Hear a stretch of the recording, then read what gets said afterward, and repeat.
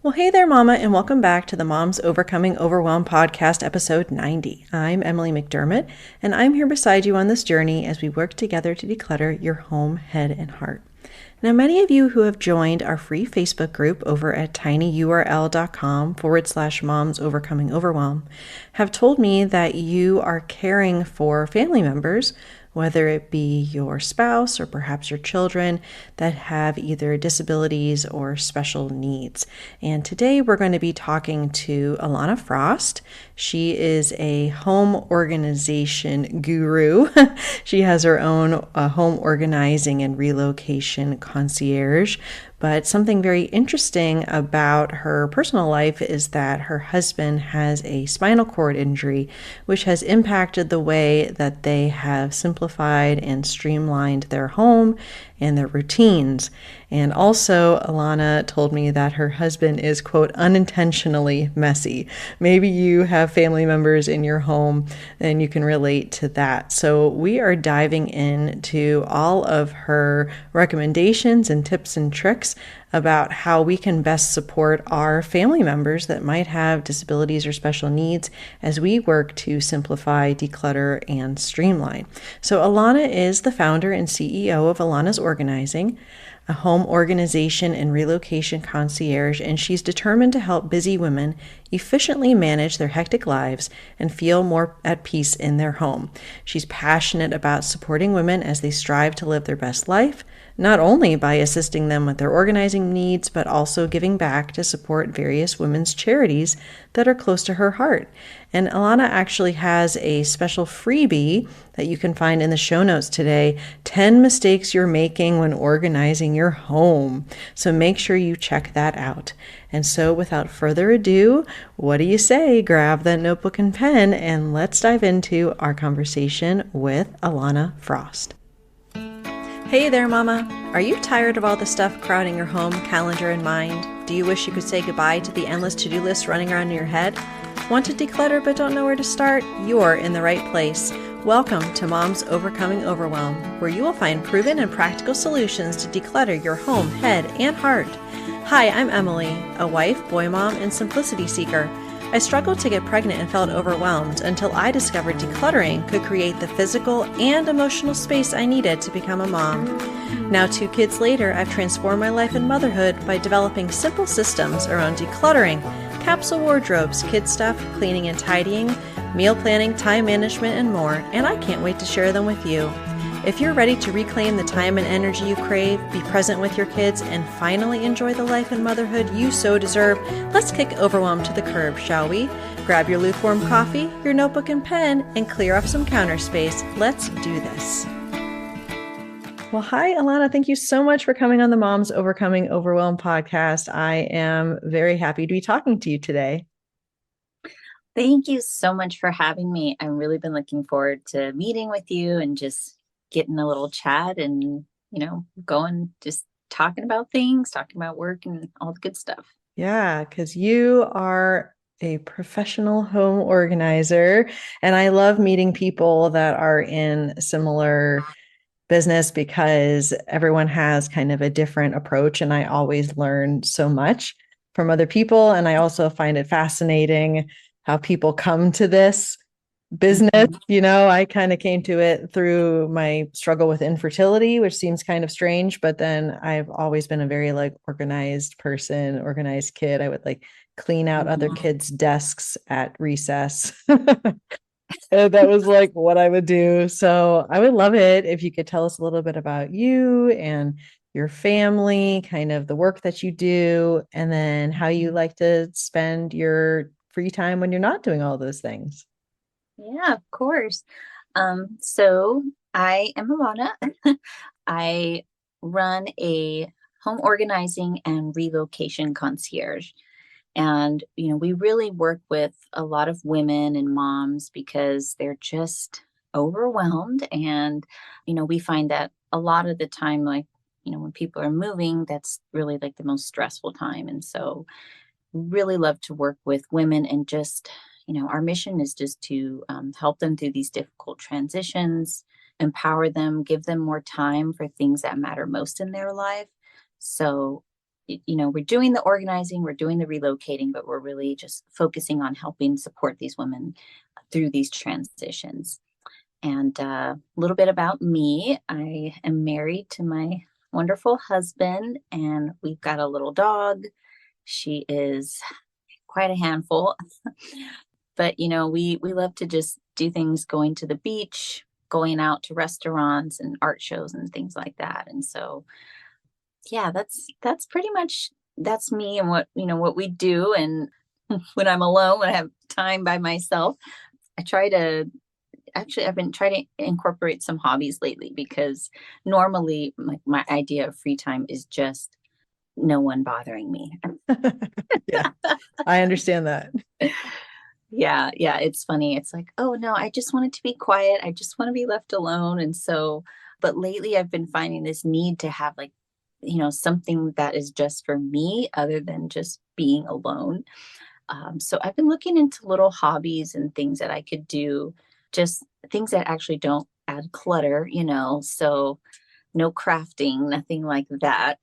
Just adding stuff to the house. But yeah, I'm doing a little bit of coloring, and I love cooking. I really love cooking. I used to do that a lot before I got married.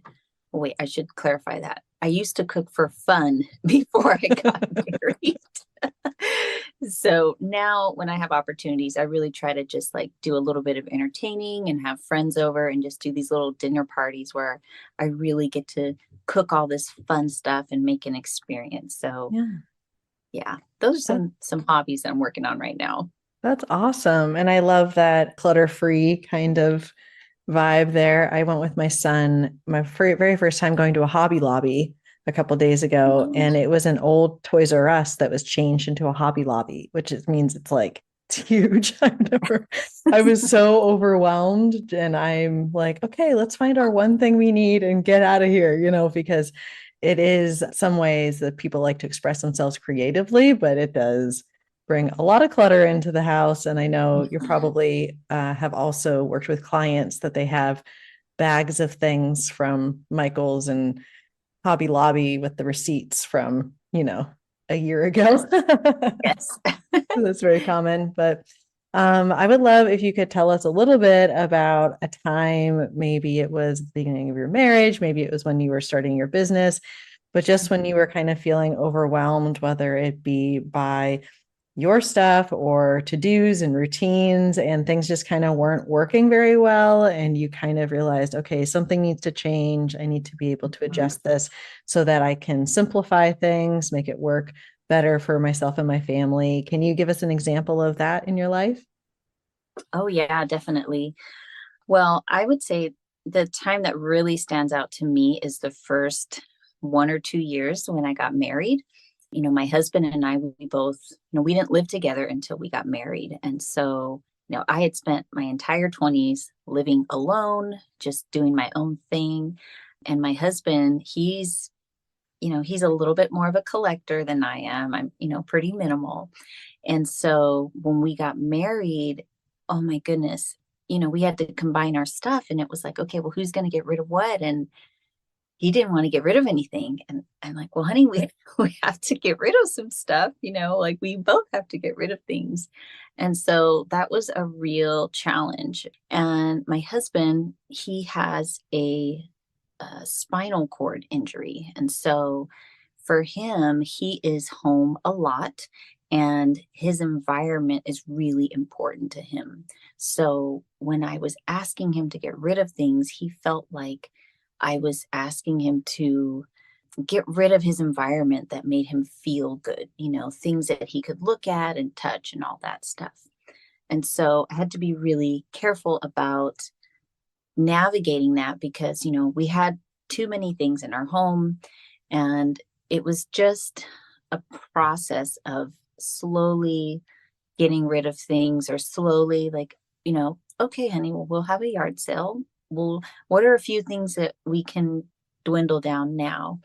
And so we would do that, and then we would put some of our stuff like in a little storage. And then we had about 3 yard sales, because it's little by little. I think with most people, when you're able to reflect and see that you haven't used something in a while, you can become okay with getting rid of it.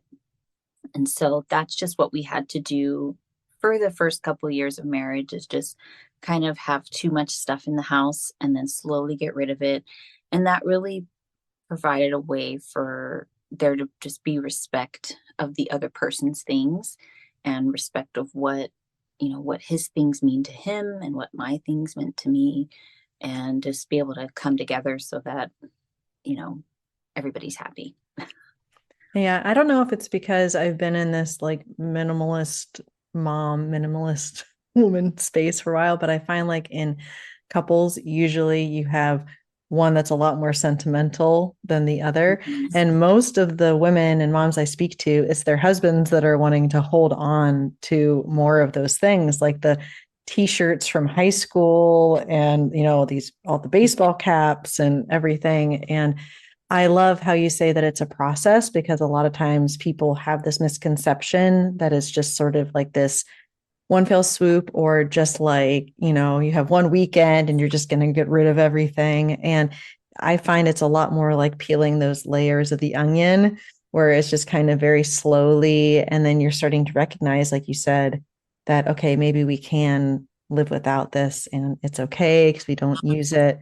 But I find that, especially like you said, with his environment being so important to him and being home a lot, you don't want to be like making it seem like he's being like restricted, or that he doesn't have what he needs around him to be comfortable. So that's really interesting. And you had mentioned to me, just because of his disability, that a lot of the housework and chores and things kind of fall to you.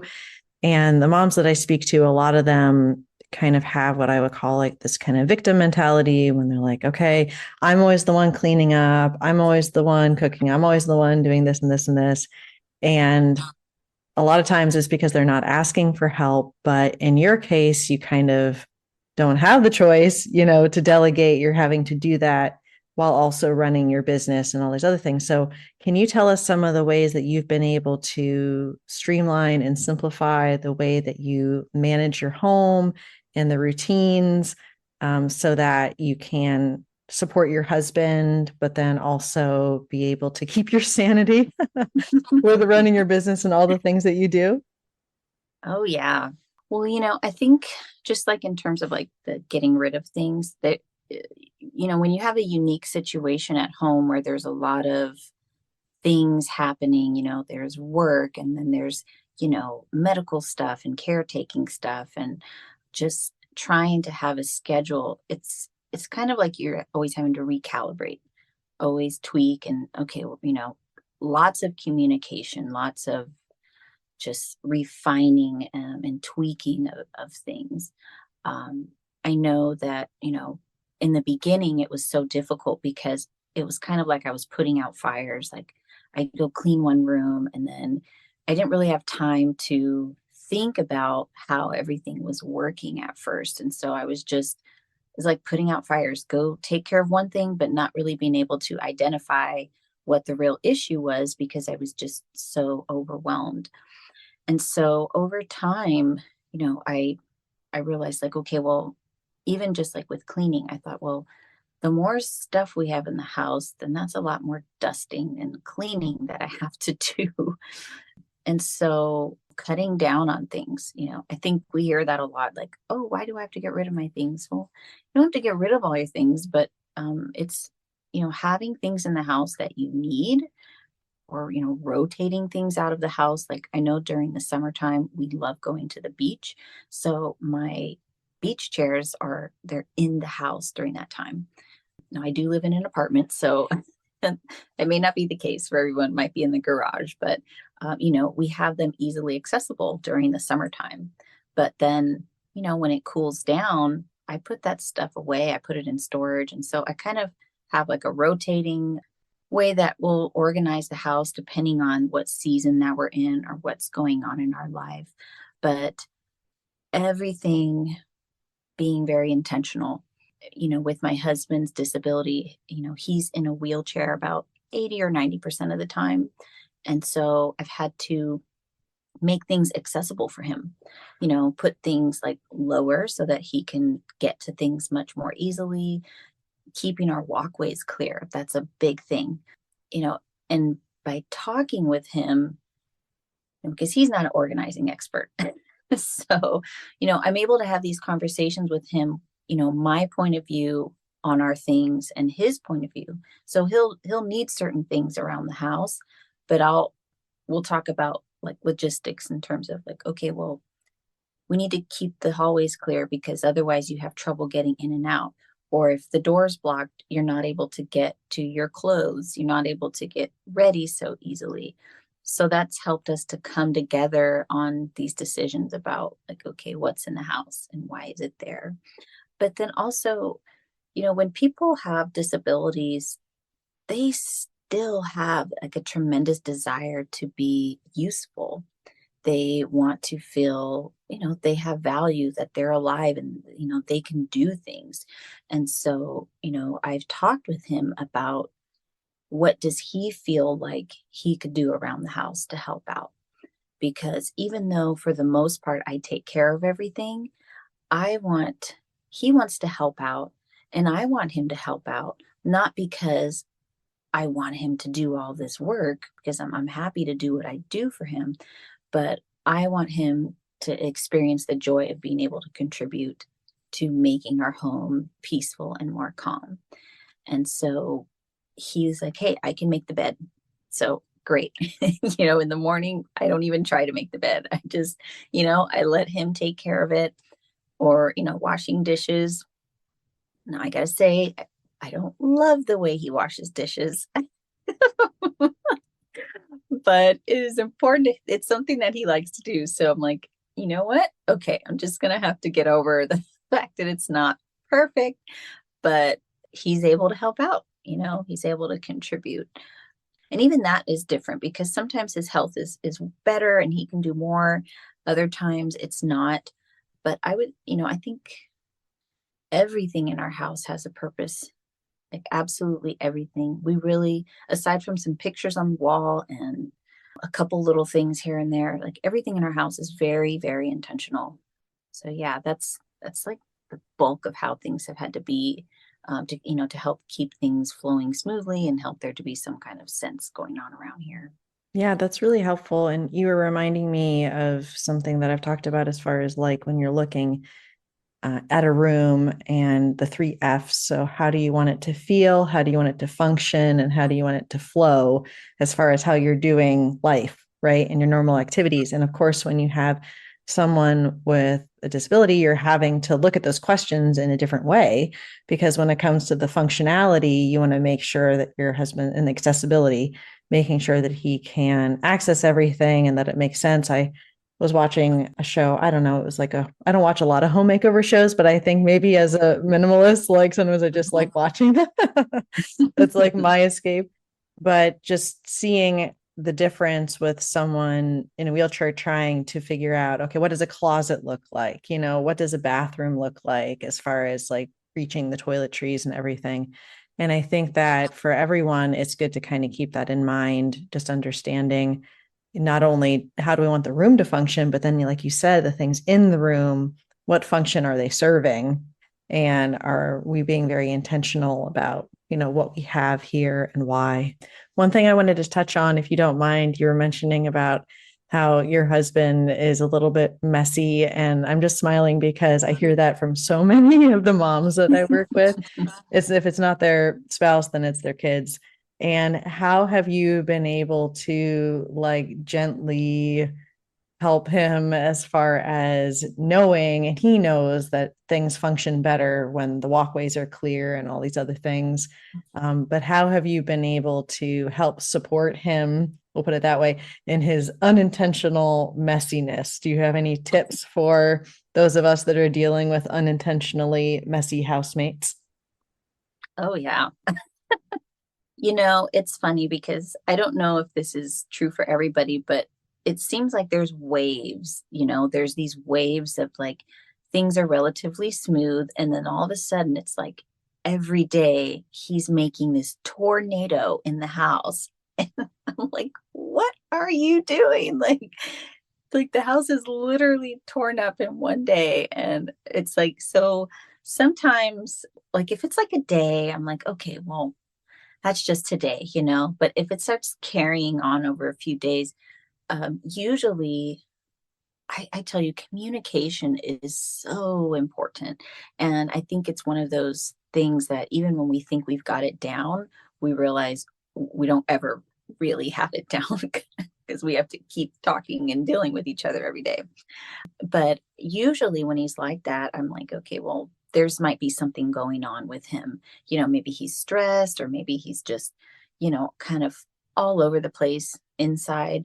So try to like connect with him and see like what's going on, honey. Like you've been making it like just a mess everywhere. What's happening with you? And a lot of times he's just not having a great day or something like that. But and the other side of it too is that I think that like saying of like men are from Mars and women are from Venus. I feel like we really do. Our language is so different. Like we could say the same thing and we completely interpret it differently. And, having conversations where I'm like, okay, I'm going to say this and I want to make sure, like, what did you just hear me say? How did you interpret what I just said? Because I think that people don't always intend to be messy. They don't intend to be disrespectful. They just do things from their perspective. They just think and see how they think and see. But if you're able to really work on that communication while being respectful, you're able to see, like, okay, well, this person isn't trying to sabotage me, and make me feel frustrated. But, once you're able to do that, you can kind of go to the next level, like where they can, maybe they can become more aware and make efforts to not be so destructive in the house, so it can be challenging sometimes, and sometimes you just, have to bring it up like, okay, well, I have to be respectful and considerate to think of things from your perspective. Because sometimes my husband doesn't have the energy to pick up things. His energy is very finite every day. And so sometimes he can get things out of the cupboard and grab things what he needs, but putting it away and cleaning up just isn't gonna happen. So part of that is like my attitude and how am I going to respond to that? Am I always going to look at him and expect him to have this perfect record of doing things? That's not realistic, but thinking about it from his perspective, like, hey, he's got a disability. He's trying to function and get around the house and do what he needs to do. And sometimes he's just not going to be great at it. Sometimes he just doesn't have the energy, and it's not the end of the world. It's not ideal all the time, but it's also no one's going to die because my house is a mess. Yeah, I think having the realistic expectations is very important. I joke with my husband because in our room, there's my side of the room, our bedroom, my side of the room, his side of the room. And he has these clothes that are like half dirty and half clean. And because they're half dirty and half clean, they're not hung up, but they're not in the laundry basket. They're on the window sill thing. And so I'm like, are those dirty or clean? And he's like, both. Okay. So it's just one of those things where I kind of put a little bit of the blinders on because I'm like, okay, what is the expectation? I don't expect this perfection. It's just that I'm going to take care of my own stuff. I'm going to do what I can. I'm not perfect. Sometimes I leave stuff out. And so that just makes for a more harmonious living situation for sure. So that is incredibly helpful. And I am thrilled because you created this freebie for us, which I love, the 10 mistakes you're making when organizing your house. And I'm going to make sure to link to that in the show notes. But can you tell everyone where they can connect with you if they want to learn more about you and the work that you do? And yeah, I would just love it if people could get in touch. Oh yeah, definitely. Well, we're on TikTok, Instagram, and of course going to our website. You can find us. It's Alana's Organizing, and you'll get to see all the fun behind the scenes stuff. And, in some of our online courses, just helping women to have more peace in their home and helping you figure out how to tackle all those rooms. And yeah, definitely the 10 mistakes. I think everyone, we've all made those at some point in time, but it's like, if you know what's going wrong, it makes it so much easier to like do things right. Oh yes. And I will give one little preview that number 3 was declutter. And I'm like, oh yeah, girl. Okay. Yeah. Declutter before you organize. It's always what we say. And so I was really happy to see that one. I was like, you don't need more bins, you need less stuff. So that's Yeah. Like, definitely a can't get good around one. that. Yeah, Yeah. exactly. So thank you so much for coming on the show, Alana. This was really helpful. I really appreciate the work that you're doing to help women find peace and space for what matters most, and just all the great information you shared with us today. So thank you so much for being on the show. Thank you so much for having me. Thank you. It was really great. I really appreciate you bringing me on today. If you like today's podcast, here's what you can do. Just take 30 seconds to leave me a review. I know you're a busy mama. You're overwhelmed, in fact, but 30 seconds of your day makes such an impact. I'll be blessed by your words. They'll definitely make my day. And who knows, you might be entered for this month's giveaway. In Apple Podcasts, scroll down to write a review. Thanks so much for your time. I'm so grateful for you.